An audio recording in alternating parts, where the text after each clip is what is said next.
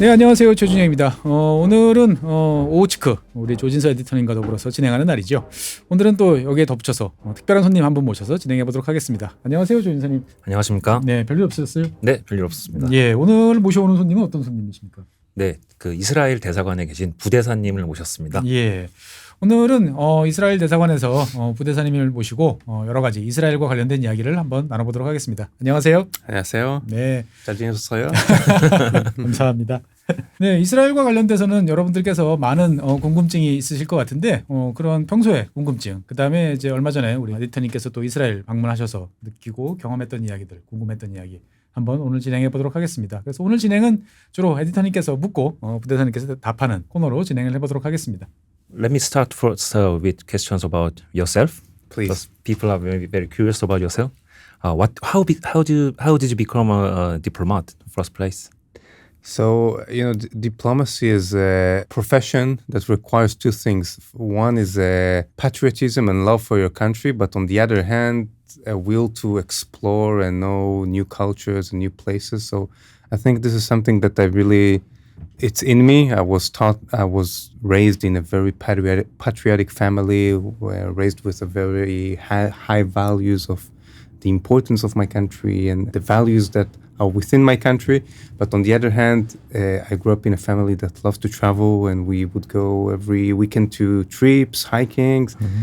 We would go abroad since I'm little, and so I was also raised with this environment of looking and learning from other cultures and exploring other places. So I think that actually this profession fits this world that I grew up into. How long have you been in this job? It would be now maybe 8 years. 8 years? Yeah. Well, so was it your first job, or did you do? I did for some short time a job in the private sector, but after I graduated, most of my career was in diplomacy. In Korea, if we want to become a diplomat, we have to take an exam. Yeah. Is the same in Israel? It's the same in Israel. There is actually a pretty long process of tests and rounds of examinations that you need to. It's not a written exam, but it's more of a test that they examine your interpersonal skills, leadership skills, public speaking skills, language skills. Uh-huh. It's more not a written test, but more workshops that they examine your performance in all sorts of situations. Oh, how long does it take to become to pass the test? I think there are about 5 or 6 rounds. Oh. Each round, more candidates are being eliminated, including therapist assessment, like psychological assessment by a therapist, and there is a security screening. Oh, really? So, any physical test? No. No? No. This is saved for other agencies, like spy agencies. I see. No. Because when I see you, that you look like you have a military haircut, so like a special force. Do you have any prior experience in the military? Yeah, I mean, in Israel it's mandatory. Going to the army like in Korea. Like in Korea, but yes. We do longer. Yeah. So for men is 3 years. Big difference between Israel and Korea. That women also is mandatory for how many conscription. years? 2 years. 2 years. Oh. And also more and more women are being involved in combat combat positions. Oh, I think this is pretty unique for Israel. I see. Have you ever been in combat as well? Yeah, I was in artillery forces. Oh, I see. I've been to Israel in February, and it was very peaceful at that time, I think. But now it seems a bit changed, because I hear news that the war has resumed in Gaza. Right. Can you just explain what's going on in Israel? So I think that you need to differentiate between daily life in Israel and how the atmosphere that I heard from you also previously, how you felt on your day-to-day life and what's going on in Gaza. Because actually for most areas in Israel, you don't feel the war. It's not, there are bombings and people going to shelters all the time. In most regions of Israel, especially in the center of Israel, Tel Aviv, Jerusalem as well, day-to-day life are normal. In Gaza, it's a different story, but as a visitor, you don't go there, so you don't really feel it. And also, throughout the past maybe 20 decades or even more, we had on and off conflicts with Gaza that didn't affect the day-to-day life in the rest of the country. So the fact that fighting resumed in Gaza doesn't necessarily means something for the rest of the areas and region in Israel. And the matter of the fact is that you actually see also that travel advisory didn't change. Airlines didn't stop their flights, which is the first indication to maybe security level of the country, because airlines usually don't take any risks. So if airlines continue to operate as normal, it indicates to you what's the level of day-to-day life security. So can you recommend Koreans that we can visit Israel? Definitely, and I also know personally of groups of Koreans that now in the past few weeks or 2 months or so, especially since Korean MOFA lifted the travel advisory a few weeks back, there's a resumption of visitors. We very much hope that direct flight that used to be before the war will also resume soon. But I think, again, there's no difference in the day-to-day life situation, security level now and how it used to be before the war. And you visited, so I think that you can indicate by yourself. That, Yes, the only problem was that there was no direct flight from Seoul to Israel. It takes longer. Have you been in talk with the Korean Air or the Korean government about the resuming of the direct Yes, flight? we are talking with them. The Korean Air has their own circumstances that they need to take into consideration, and other, it's a commercial company, and there are many, many factors that are going into this. I hope it will happen soon. Okay. About Gaza, because it's the most well-known problem we know in Korea. How do you think the situation is? Because recently I heard that there are news that people in Gaza have protests against Hamas. Right. Is it even possible? Well, we see in fact that it is possible. It indicates the level of ability of Hamas to control what's happening in Gaza, because up until now, Gazan citizens were very afraid to raise their voice against Hamas. So it's fact that it's happening. I think it indicates a lot about Hamas. We have been saying it all along the way, that Hamas is exploiting and utilizing their own civilian population for the sake of their radical aspiration. I think that citizens of Gaza have been feeling it for a very long time, but were afraid to raise their voices. And now we see them have more courage to do that. It reflects the reality of this terror organization that basically kidnapped and hijacked this part of land for their own extreme agenda. And the fact that their own citizens are raising their voice proves it. Do you think that the people of Gaza can replace Hamas with other form of government, or do you think that Israel should do it by itself? Look, I think it's the long-term vision and hope of Israel, first and foremost, is Hamas cannot be part of the picture of the governance after the war. We have to build an option that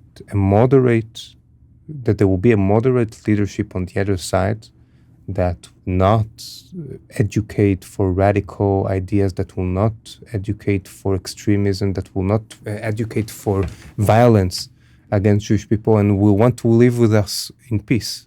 Until now, Israel very much hoped that will be the case in 2005, when we gave Gaza Strip completely back to the Palestinians. Unfortunately, it didn't happen. There was a major rivalry between the different sections within Palestinian leadership, that at the end of it, there was a civil war, and Hamas by force killed many of the Palestinian Authority and took by force this land. And I think that ultimately we need to find moderate people on the other side that will be able also for Israel on a later stage to talk with. So can you help from the Israeli side for the Gazans to have their own replacement government? I think that generally speaking, Israel can do and take an action to find alternatives. At this moment, we are very much focused on first and foremost to prevent from Hamas to have the power to regain his governance in Gaza, because we understand that as long as they will have this power, it's very hard to find alternatives. It's very hard to find someone who will have the courage to go against them. So I think that we take it by a step-by-step approach and then evaluate and examine how to continue forward. Right now, the major focus is to not necessarily eliminate Hamas by its idea, because I think this is very hard to do to completely. We also saw, the fight against ISIS. It's very hard to completely eradicate extremism by idea, but at least by the abilities, ability of military ability, governing ability. I think this is a feasible goal, and we are currently focused on that. I see. Yeah. So going back the clock, it was 2023 October 7 that Hamas attacked Israel. So how did Israeli people feel about the incident? What were you doing back then on the day, and how did you feel? I was here, first of all. I remember I was in next to the Olympic Park with my family. It was around noon, 1 p.m. time in Korea, and I started to receive all this was it on push-up. Weekend? It was on the weekend, yes. Yes. It was on a Saturday. I started to receive all these push notifications and stuff. And at first I thought that it's another round of, because we had this before, some rounds of escalation, and suddenly Hamas or Islamic Jihad deciding to shoot rockets in Israel. So I thought it's more of the same, but very soon something completely different this time. And very soon after, all the very horrific videos of what Hamas terrorists have been doing in the villages and towns around Gaza started to flow. And I think for most Israelis, this is perhaps one of the most traumatic events in modern history of Israel. First, by its result. The mass of people that got murdered in one day. It's perhaps the biggest amount of Jewish people since the Holocaust. We thought that we ended up those days back then in 1945. Brought up a lot of memories to people that thought that will never come back. And also the hostages that got kidnapped, and we never had something like that more than 250 people, most of them are citizens, are just being kidnapped from their homes. Never had something like this. And it broke something for many Israelis, even people that were very much in favor of promoting peace activists and people that were very on the left side of the political map. Their hearts got broken, because some of the people that got kidnapped were people that had friends on the other side of the border that for years were peace activists, worked for a two-state solution, for peace between the two people. In a second, they found themselves in the most cruel, inhuman situation, and they understood that everything that they worked for many years of their life might have been for nothing or not realistic. And I think the bottom line, I think currently many Israelis are just afraid.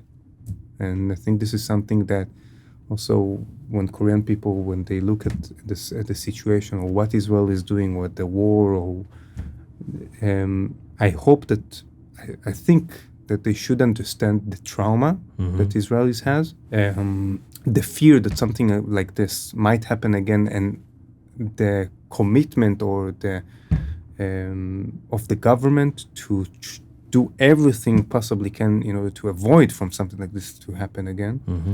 And it's not just what's happening now is just not just a revenge aspirations to punish the Palestinians. There is very clear motives and reasons that are very much being driven from what happened on that day. And a lot of it is trauma and fear, yes. Yes. And I think it will take time until, us as a society, we will recover from it. So many people, even I know personally, or I have friends that know personally someone who died on this day, or that got kidnapped on this day, or that has a family member, friend or family that knows someone.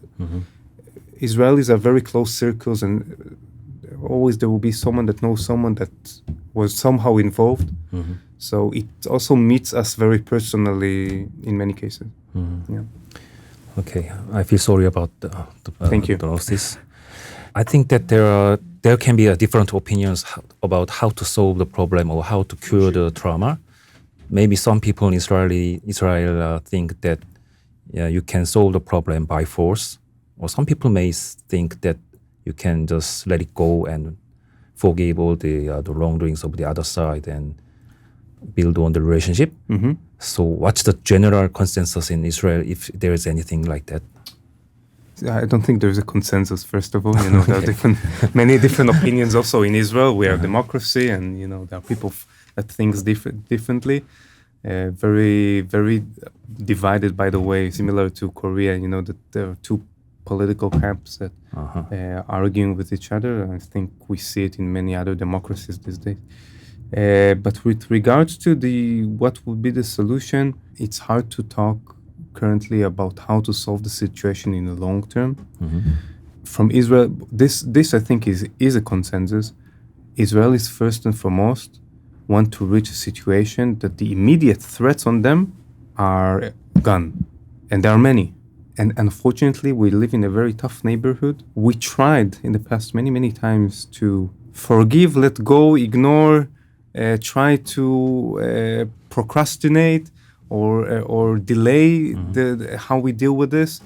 And we understand that on the other side, without generalizing, I don't think that all Palestinians like this at all, but there are some very radical people on the other side that no matter what will happen, no matter what we say, no matter what we'll do, they have a very clear goal, and they say it, they don't hide it. A very clear goal. They want to eliminate the existence of Jewish people on that land. They say it very, very explicitly, they don't hide it. And with this kind of people, I didn't see any solution except force that work with this kind of people. So this is what we're very much focused on, to try to take the ability of this kind of people to hurt us, with hope that after we finish to deal with this extreme situation, we'll be able to facilitate an environment that we'll be able to talk about more long-term solution to the situation. But it's a conflict that has been here for decades, and it's hard. You can talk about two-state solution, you can talk about many big vision for 20 years from now. I think that especially October 7th proved us that the situation is not ready for those visions. And there are very, very concrete things that we need to deal and take care of before. I see. How can you define Israel, the country, and the Jewish people? The people and the country. Because in Korea, it's very straightforward. You live in Korea and you speak Korean and your parents are Korean, then you are Korean, right? Right. But in Israel, it's a bit mixed, I guess, because you have people from various parts of the world coming from. Races are also diverse as well. So it's based, there are ways to prove your ancestral lineup and your Jewish roots. What's unique in Israel is that anyone that can prove his Jewish roots, and there are certain ways to do it, documents or history of the family that can be shown, immediately is being accepted as an Israeli citizen on the spot. This is by law in Israel. This is with purpose of the establishment of Israel was to serve as the only country for the Jewish people. So any Jewish person in the world that want to immigrate, move to Israel, can do it on the spot. So that means he's also a citizen of the Israel. So how about the people who live inside Israel but not Jews? Like if I go to Israel and want to become a citizen, can I? Maybe you want to marry a good Jewish girl. That's the first way to do that. Hopefully. Other than that, no, I don't think there is other way, not that I'm familiar with, but not all citizens in Israel are Jewish. Israel was established as the home for the Jewish people, but with acknowledgement of minorities that are equal citizens like everyone. We have Muslim minorities, we have Jews. This is a minority that is prevalent in the Middle East. Christians also, and other ethnic groups or believers. And and they are equal citizens. They have citizenship as well. They don't have this special right, not right, but this special case like Jewish people, that if you are Jewish outside of Israel and you want to immigrate, you automatically receive citizenship. But to your questions, in Israel there is also other minorities, and they have citizenship and they have equal rights like anyone else. So should they go to the military service as well? So there are some exceptions to certain communities, and it depends on the military needs. Basically, yes, we have also unit of Muslim soldiers in the military. We have Druze for sure. They are within their communities. They are being encouraged, and many of them participants in the military, at police, at other forces, same as Jewish people. They can if they want to. There are exceptions in certain cases to certain communities, but generally speaking, if they want to be recruited, there are units that are designated for them, and they have a little bit of a different way of life within the ministry, within the military. And we also have such problem that some religious people do not go to the military service. It's like a social issue. They instead go to the prison service to serve the prisoners. Yeah. So I heard that there are some also similar issues in Israel, that hardcore religious people don't go to the military service. This is a very, very key issue these days in Israel, actually. And traditionally, it goes back to when Israel was founded. Ultra-Orthodox community was relatively, in portion of population, was relatively small. And they have been given a certain exception because of their unique way of life and the values that they see, that are maybe they see as more important, which are a bit different from the rest of the population. But it has become a very hot issue in Israel because their portion in the population have been increased dramatically since what it used to be in 1948. The fact that they have been given this exemption from being recruited to the military back then, today when they are bigger, this community is bigger, it starts to be an issue. The government, also our parliament, is working to find accurate equation that will create a situation that will allow more, facilitate conditions that will bring more people from that community to be enrolled to the military. On the other hand, to not harm and damage their way of life. And it's very delicate. A lot of discussions on it are being done in our parliament, within our government. I don't know yet what will be the final solution, but it's a process. It's a process that I believe that at the end of the day we will meet some midpoint that will allow us to do it right. 많은 분들은 이제 이스라엘은 이제 보통 세속 국가, 종교와 민간의 생활이 이제 분리된 국가라고 생각을 하는데 최근에 이제 점점 조인선님 말씀해 주신 것처럼 이제 그 유대교 이제 극단주의자, 어떻게 보면은 이제 종교의 영향이 점점 커지고 있다라고 이제 이야기들을 많이 하고 있습니다. 실제로 그런 의견에 대해서 어떻게 생각하시는지? No, I think theocracy is taking it a bit too far. But look, first of all, I think that this is something that you see not only in Israel, that more conservative way of thinking being dominated. Usually happens. You see it also in world history when there are more troubles, turmoils, economic hardships. People mindset are changed, and then maybe more conservative way of thinking is dominated. It's something that we see not only in Israel.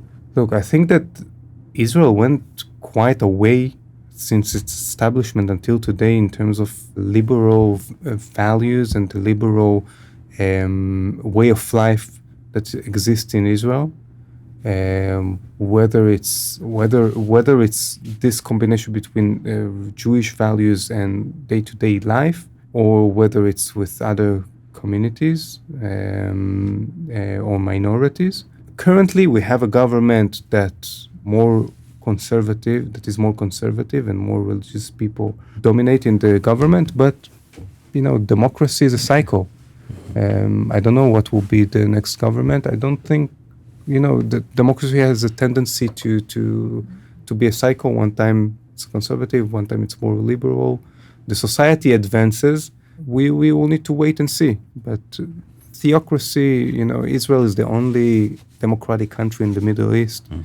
I don't see any possibility that it will change, and that not like compared to many other countries, Israelis never knew any other type of regime besides democracy. So I think it's in our core values, and I don't see changes. 최근 들어서 이제 이스라엘 내부적으로 이제 여러 가지 정치적 혼란, 그 다음에 이제 정치인들에 대한 불신 이런 것들이 커지면서 그 동안에 이제 이스라엘이 잘 따라오던 법과 제도에 의한 통치 대신 이제 정치인들에 의한 어떻게 보면은 인위적인 사람에 따른 이런 것들이 더 커지고 있다. 지금 이스라엘의 민주주의, 제도에 의한 민주주의가 약해지고 있지 않냐라는 우려가 있는데 여기에 대해서는 어떻게 생각하시는지요? Look, it's part of a very, very, very hot political debate. I would be cautious to frame it as a weakening of the rule of law. I think there are very, very core debates, very hot debates in Israel of what's the core meaning of democratic values. There are different views to that, and the balance between the check and balances, how to do it more accurate, maybe the way that it has been done until now need to have some adjustments and change this balance a little bit. I think that naturally when dealing on this type of issue, it's become very, very hot, very emotional sometimes. At the end of the day, you don't see until now any actual weakening of any of the institutions in Israel. Yes, there is debate. There are arguments. Yes, there are arguments between the government and the judicial authority. There are arguments between the parliament. You know it very well as well. Yes, you know it very well as well. Yes, right. But Supreme Court, the judges, everything continue until now to operate as usual, and the rule of law is being maintained and being followed. There is a debate. I hope that at the end of the debate, as naturally as any democracy, that this kind of debate exists. It will lead us eventually to a good outcome. But the fact that we argue within ourselves doesn't mean that there's a weakening. I didn't see yet a weakening of the rule of law or a democratic system. What we see until now is part of a social, very hard debate within Israeli society. Yeah. Thank you. And about Iran, I heard that some may call Iran is the head of the snake, right? Is it the right term that you use in the government? Some people can say it like that, yeah. Okay. What I don't understand is that why only Iran is has such hostility toward Israel in the Middle East, while you have a kind of okay relationship with Saudi Arabia or United States. To be honest, I don't understand it as well. Iran and Israel used to be really good friends.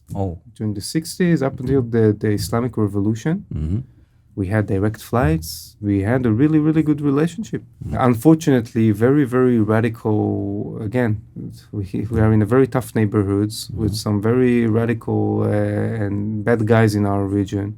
They managed to took by force the control in Iran, and since then they promote very radical ideology, which one of its core goals is to spread the Islamic Revolution throughout the Middle East. But they managed to bring the Islamic Revolution, as they call it, to Iran, and they want it to be spread throughout the Middle East. The most powerful body in Iran is called the Islamic Revolutionary Guard Corps. This is their goal. They say it. I mean, it's there to promote the revolution. So within this aspiration and goal to promote the Islamic Revolution, which is the country that first and foremost is not Islamic in the region, is Israel. And we are also quite powerful country in the region. So we are obstacle in their long-term goal to spread the Islamic revolution in the Middle East. But is it really possible that you have a direct war between Iran and Israel? Because you are quite far away from each other, right? Look, I don't know what will happen. All the possibilities are on the table. From our point of view, of course, that we don't want war. We don't want war with anyone. We don't also want the war in Gaza. We are not the one that initiated. And we also don't want war with Iran. Until now, Iran are the ones that attacked us twice last year. First time in history that Iran directly attacked from their land. By missiles. By missiles and drones, and which was quite unprecedented. So, I hope that it will not happen. But on the other hand, we have a regime in Iran that their leaders, again, it's the same as Hamas, they openly say that they want to eliminate Israel off the map. The only difference between Iran and Hamas is that Iran is a UN member state. There is no other UN member state that threatens to eliminate off the map another UN member state. So we cannot accept a reality in which Iran will have the means to do that. And if it means to go to war, it means to go to war. But we will not allow Iran to have their nuclear bomb that they are aspired to have.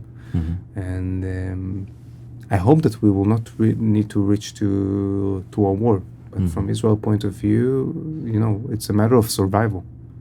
So there are no compromisation. We cannot compromise on that.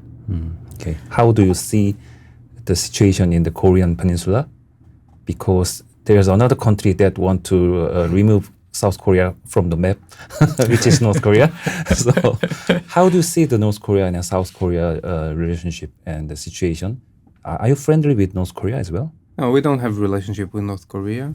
We are very much aligned with the US and also with South Korea about this. Actually, there are many similarities between the threats and security situation that you experience and what we experience, whether it's the nuclear situation, whether it's missiles, drones, tunnels, and other threats that are on the border. Actually, Israel and Korea, they're among the only democracies in the world that experience such situation on their border. We condemn any kind of provocation from North Korea. We support the Republic of Korea with their efforts to defend them, to defend yourself. There is also a very good relationship between defense establishments in both our countries, sharing information, sharing experiences. And I think this is something that Israel and Korea are very much in line, on the same line. And we also have the debate about the women going into the military service, because so far we only men go to the military service, but the population is decreasing in Korea. So in sooner or later we will be short of the manpower. So there were debates that maybe we also have women in the military service. But you have experience, right, working together with the female soldiers? Yeah. How does it go? I also served in a unit that we had in artillery forces that we had men and women, together at the same unit. I come from a country that it's not an issue at all, and that it's seen as part of equality between men and women. And by the way, one of the reasons why women started to have more combating positions comes from the same reasons, is that also we started to see at some units numbers going down of men participating, so there was a need to recruit more people. And then we understood that at some positions a woman can do exactly the same and equally well as men. So we started to do that. So I come from a country that very much encouraged this. I know that it's sensitive in Korea, and it might be not so straightforward to do it. There are many circumstances to consider, many factors to consider here. But I think at the end of the day, in general, without referring specifically to Korea or to Israel, if someone wants to promote equality between men and women, so it needs to be effective to everything, to all circumstances in life, including military service in case it's mandatory. So at least this is again, from where I come from, this is what we do. Yeah. Was there any problem that there's a difference between men and women on the physical force, or was there any problem regarding there are no different there's no issue. There was different dormitories for men and women in the unit, different bathroom, different, it's separated. On the trainings we are together, but with the personal issues we were separated. How about effectiveness? Because some people doubt that the women cannot fight like men. No, so not at all. As I mentioned earlier, we came to understand that there are positions that women can do equally well and good as men. Pilots, firejet pilots, women. In the unit that I served in the artillery forces, there is every artillery battery unit. There is like the command center on the field. So they were powered with us on the field as part of the command center. There is no reason why men or they could do equally the same. But there are also women that do more physical job. It depends. There are women that can do physical job sometimes better than men. So it's case by case, and I don't see a reason to generalize by women cannot do this, or some people in the past said women cannot vote, which I don't think that was right. So we progressed since then, and I think this process also came to the military, combined with needs that came with it in terms of human resources. Except of the battlefield, women do jobs in the Israeli military like clerks, teachers, trainers, things that I don't think there is any doubt that they can do, that don't require anything physical. Yeah. I see. Do you have certain positions about the relationship between China and Taiwan, and Russia and Ukraine? Yeah, so it's two different issues.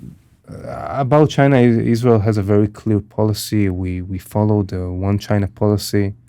For many years, we have a very important relationship with China.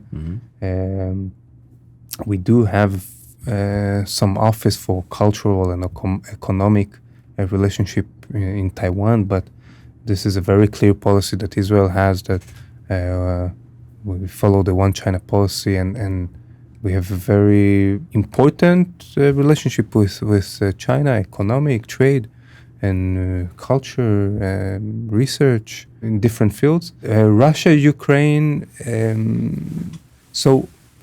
Since the war broke out in Ukraine, Israel supported Ukraine in different ways, humanitarian aid and all different kinds of support. I think that currently Israel is very much in favor and supporting the efforts that being led by the Trump administration to reach peace. And then we hope that it will bear fruit. 네, 어떻게 오늘 방송 잘 보셨는지요? 어떻게 보면은 되게 뻔한 이야기가 나올 수 있었지만 우리 조진선님과 부대사님께서 또 여러 가지 이야기들 재미있게 잘 해주셨습니다. 이스라엘에 대해서 궁금하신 사항들 댓글로 남겨주시면 바로 답을 드린다 이렇게는 약속 못 드리겠지만 다음에 또 기회가 되면 또 이렇게 모셔가지고 여러 가지 이야기들을 나눌 수 있도록 했으면 좋겠습니다. 어쨌든 이스라엘과 관련돼서 좀 더 편안하고 즐거운 분위기에서 이야기를 나누는 그런 시절이 빨리 다시 왔으면 좋겠다라는 말씀드리면서 오늘 방송 마치겠습니다. 지금까지 수고해주신 조진선님, 나와주신 감사합니다. 대단히 감사합니다. 네, 감사합니다. 고맙습니다. 감사합니다. 고맙습니다.